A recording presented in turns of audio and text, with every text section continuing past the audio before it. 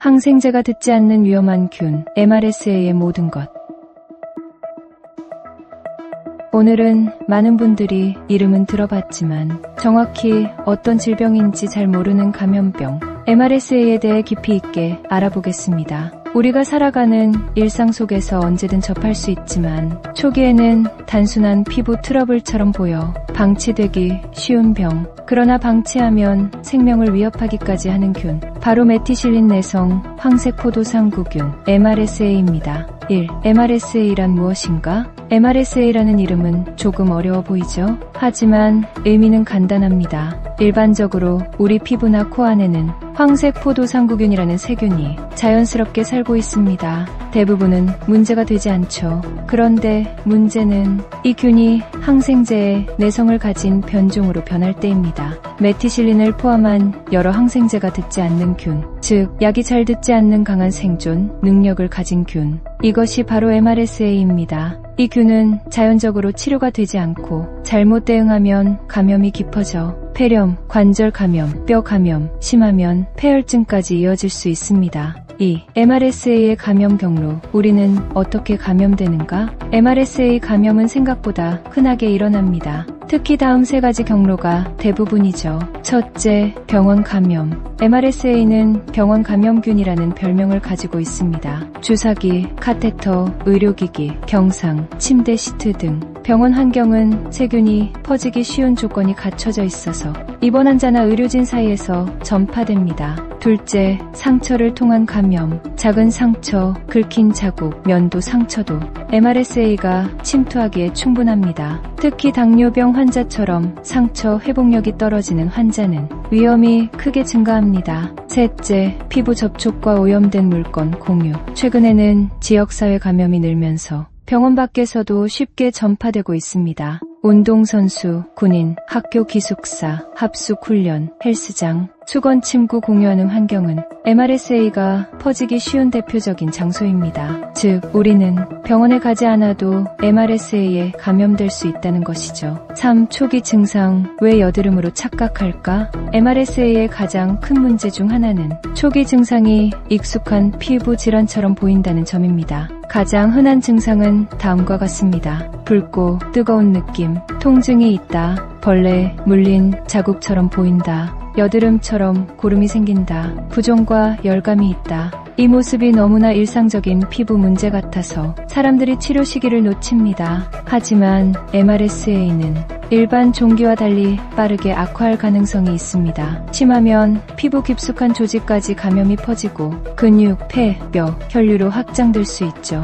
한번 혈류 감염이 시작되면 폐혈증 위험이 높아져 빠른 입원 치료가 필요합니다. 4. MRSA의 진단. 일반 검사로는 알 수 없다. MRSA인지 아닌지 구분하는 방법은 단순히 겉모습만 보고는 불가능합니다. 병원에서는 감염 부위의 고름을 채취하거나 혈액배양 검사를 진행해 항생제 감수성 검사를 실시합니다. 이 검사에서 여러 항생제의 내성이 있다, 특정 항생제만 반응한다, 이런 결과가 나오면 비로소 MRSA로 확진할 수 있습니다. 감수성 검사에는 시간이 필요하기 때문에 의심된다면 가능한 빨리 병원을 찾는 게 최선입니다. 5. MRSA는 치료가 가능한가? 많은 분들이 질문합니다. 항생제 내성균이면 치료가 불가능한 건가요? 결론부터 말하면 치료 가능합니다. 단, 일반 항생제는 효과가 없기 때문에 특수 항생제를 사용해야 합니다. 대표적인 MRSA 치료 항생제는